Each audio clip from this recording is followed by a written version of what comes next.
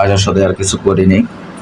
তো যাই হোক, ওর জন্য আমি এই ড্রেসটা এনে দিয়েছিলাম। কি বলে এটার নামটা শারমিন? লেহেঙ্গা।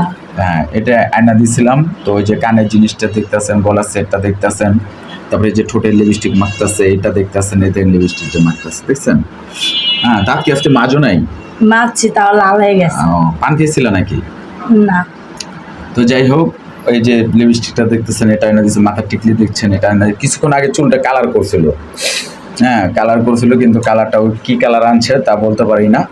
তো এটা দিয়েছে, দেখেন শারমিন ড্রেসটা পরছে দেখছেন, কত সুন্দর একটা ড্রেস। দেখেন